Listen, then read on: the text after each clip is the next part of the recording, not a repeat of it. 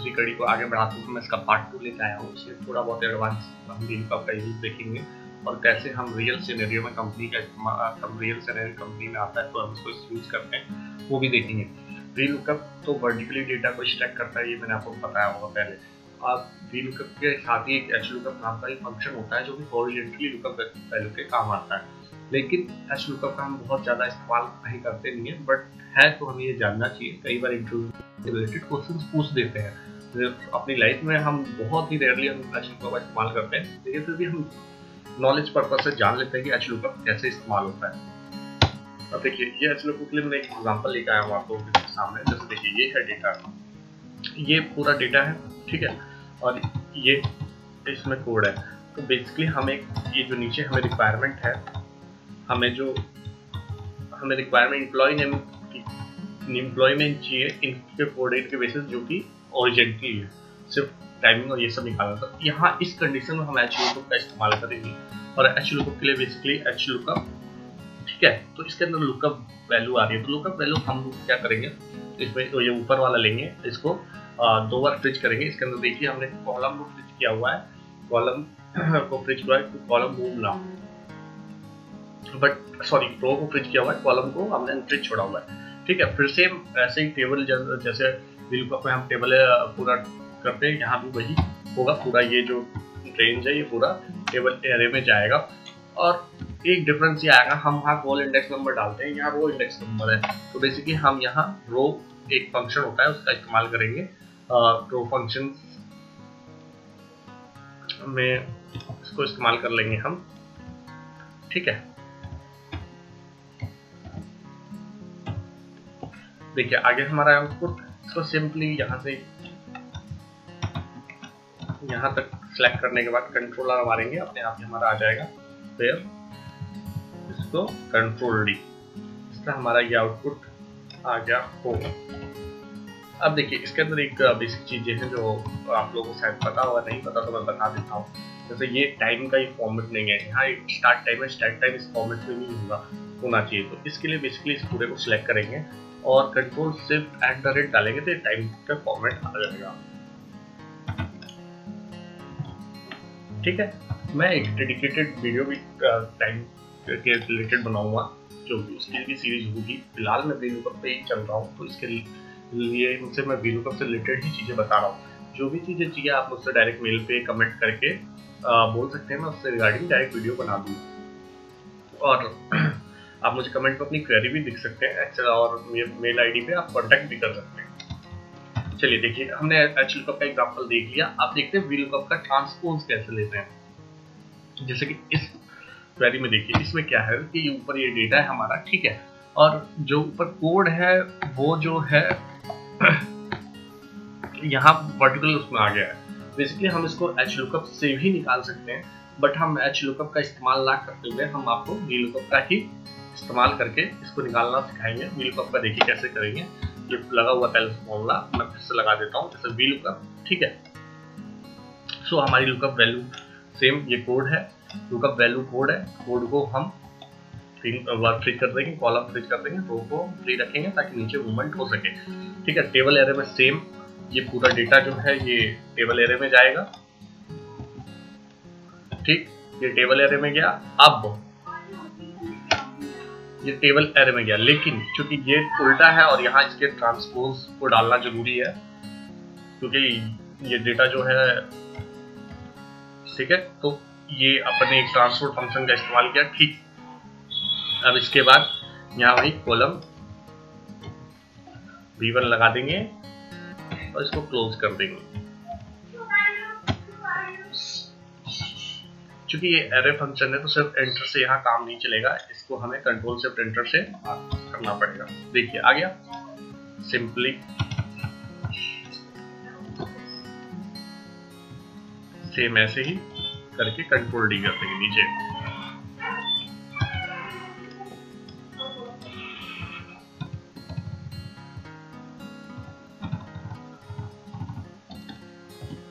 जैसे देखा आपने ये काम कितना आसानी हो गया। तो यही है फंक्शन का कमाल। इसमें हमें ज़्यादा नॉलेज होगी, जितनी ज़्यादा नॉलेज होगी हम उतना ज़्यादा फंक्शन से अपने काम को इजी बना सकते हैं।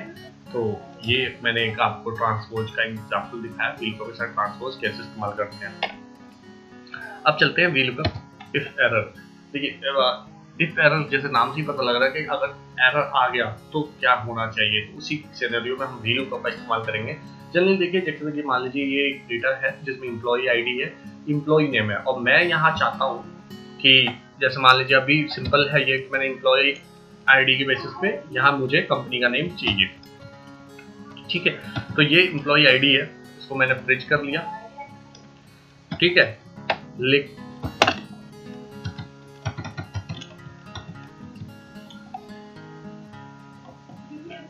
तो ये देखिए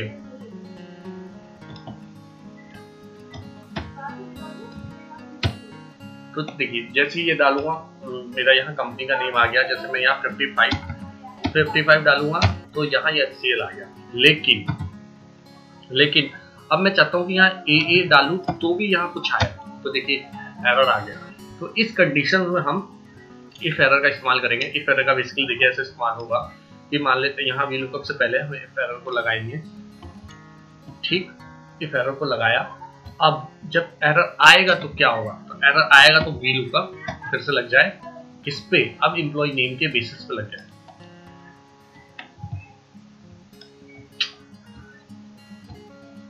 अब एम्प्लॉय नेम के बेसिस पे लगे।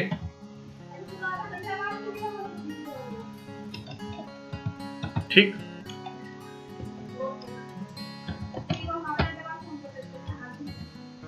ठीक है।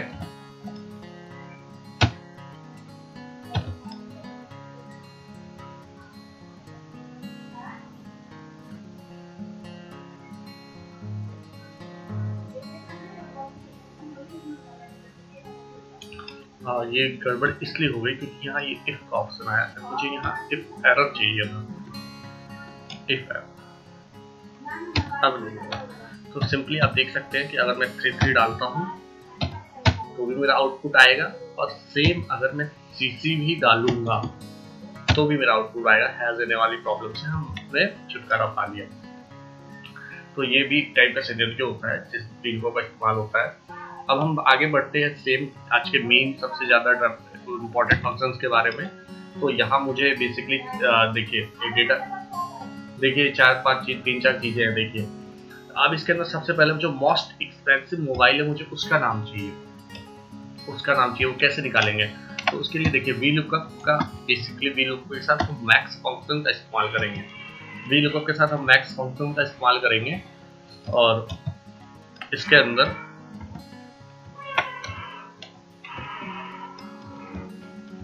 VLOOKUP के साथ हम मैक्स फंक्शन का इस्तेमाल करेंगे।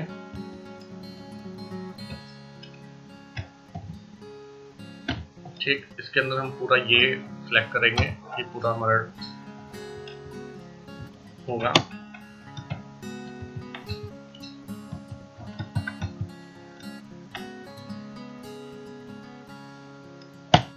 देखिए VLOOKUP मैक्स,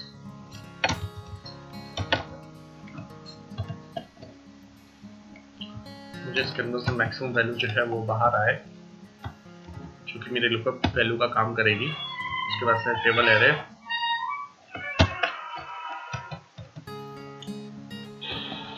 इसमें दूसरे नंबर की वैल्यू आउट करेगी। देखिए वीवो कंपनी का जिसपे मोबाइल एक्सपेंसिव मोबाइल है, जैसे कि आप देख पा रहे होंगे। ठीक, अब देखिए इसमें कई बार कंपनियों के अंदर एक क्वेश्चन आता है कि इसके अंदर टॉप 5 मोबाइल है उनको निकाल के दिखाइए। तो टॉप 5 मोबाइल निकालने के लिए भी हम बेसिकली VLOOKUP के साथ लार्ज का इस्तेमाल करेंगे। VLOOKUP के साथ लार्ज का इस्तेमाल करेंगे, तो इसके लिए हम लार्ज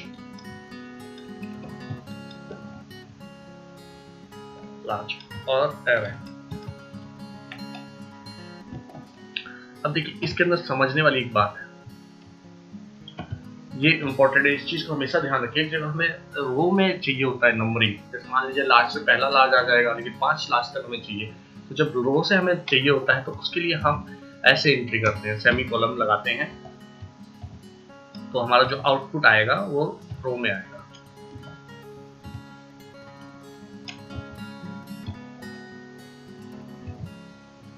हमारा जो आउटपुट आएगा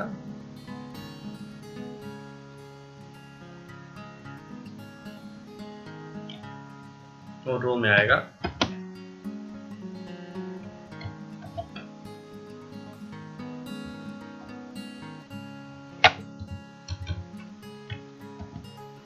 ठीक, अब हम फिर से टेबल एरे को सिलेक्ट कर लेते हैं।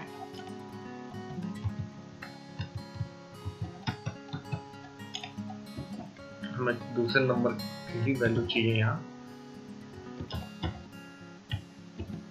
ठीक है, तो ये एरे फंक्शन है, तो इसको कंट्रोल शिफ्ट, देखिए यहाँ ये जो है सेमीकोलन गलती से ये दब गया है, इस वजह से एरर आ रहा है। क्या आ गया? अब देखिए यहाँ से यहाँ तक इसको सिलेक्ट करके आप कंट्रोल शिफ्ट एंटर मारिएगा तो देखिए टॉप 5 जो है वो आपके सामने है। तो ऐसे हम ये निकालते हैं। इंटरव्यू के अंदर बहुत ही पॉपुलर क्वेश्चन है, बहुत ज्यादा पूछे जाने वाला क्वेश्चन है, इसको आप ऐसे कर सकते हैं। दूसरा देखिए, दूसरा ये तो कॉलम वाइज निकालना था, अब हमें ये चीज रो वाइज निकालने के। रो वाइज में डिफरेंस क्या आएगा? बेसिकली हम यूज तो वही करेंगे, लार्ज फंक्शन का ही यूज करेंगे, लेकिन इस बार जो हम लिखेंगे 1, 2, 3, 4, 5, ठीक, इस हिसाब से हम लिखेंगे तो हमारा जो वैल्यू आएगा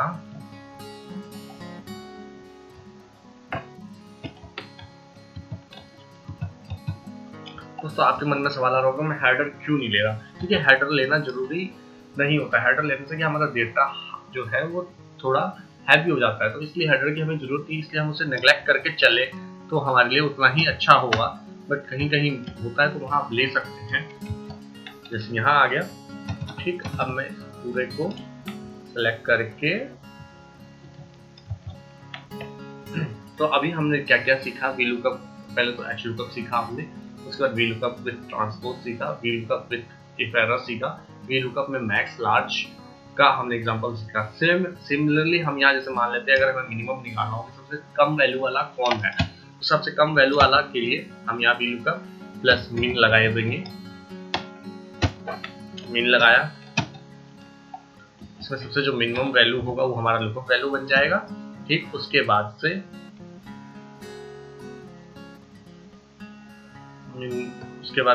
हमें टेबल एरे सेलेक्ट करना है, तो टेबल एरे के लिए सिंपली ये पूरा डेटा सेट,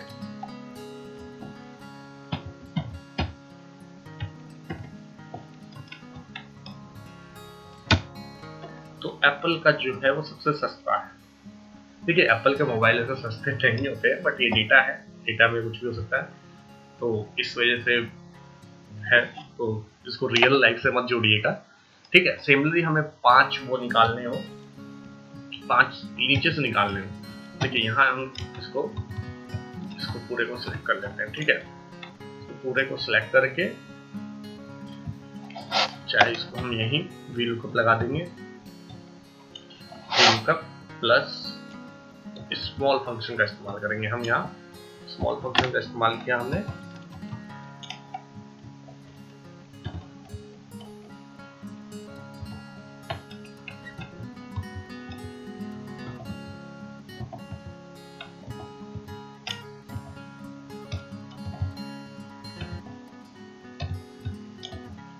फंक्शन को क्लोज किया,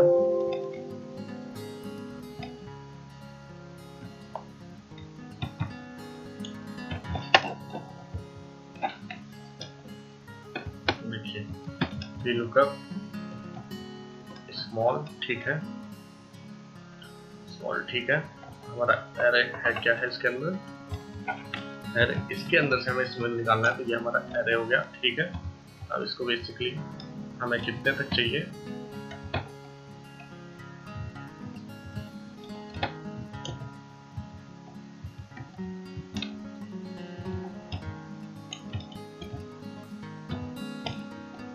अब जो है VLOOKUP का एरे, ठीक, और इंडेक्स 2, ये जी, कंट्रोल शिफ्ट एंटर,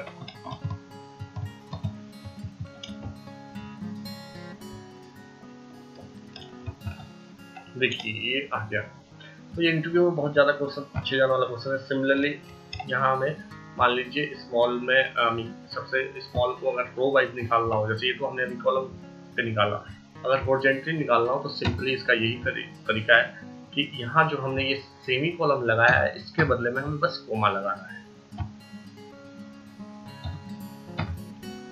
इसके बदले में बस हमें कोमा लगाना है।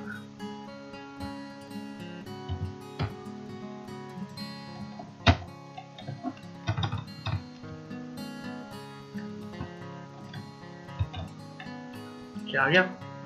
बस ये हमने सीखा कि VLOOKUP से हम कैसे लार्ज मीन स्मॉल कर सकते हैं। VLOOKUP की थ्योरम के साथ सीखा, VLOOKUP ट्रांसपोज सीखा और साथ में हमने HLOOKUP के बारे में भी जाना। तो इसलिए छोटी सी मेरी कोशिश है दोस्तों आप लोगों को ट्रेंड करने की, साथ में साथ मेरी भी नॉलेज को ग्रो करने की। एंड इसलिए आप चाहते हैं कि मैं VLOOKUP का भी मैंने आपको करीब 10 से 15 टाइप बता दिए, चाहते हैं कि मैं 70 टाइप भी बताऊं VLOOKUP का, एकदम कठिन से कठिन परिस्थिति में भी आप VLOOKUP कैसे यूज करते हैं। और सिर्फ ये VLOOKUP शुरुआत है, इसके साथ मैं आपको ऑफसेट, इंडेक्स, ओवरऑल पूरे MIS का पूरा कंपनी के जो एक्सपीरियंस होते हैं वो मैं आपको शेयर करूंगा। आप मुझसे मेल पे भी कनेक्ट हो सकते हैं, मेल कर सकते हैं मुझे, और चाहते हैं लाइव ट्रेनिंग के लिए तो आप मुझे जूम पे कांटेक्ट कर सकते हैं, जिसके लिए ज़्यादा कुछ नहीं, वीकेंड में मैं जूम पे क्लासेस लेता हूँ, ज़्यादा चार्जेस नहीं होती है उसमें, वो आपकी इच्छा है। अभी आप चाहें तो आप मेरे यूट्यूब वीडियो को फॉलो करके सब्सक्राइब करके कर सकते हैं, जिससे भी आपको सारी डिटेल धीरे-धीरे मिल जाएगी। चलिए आज इसी के साथ मैं ये वीडियो समाप्त करता हूँ। धन्यवाद।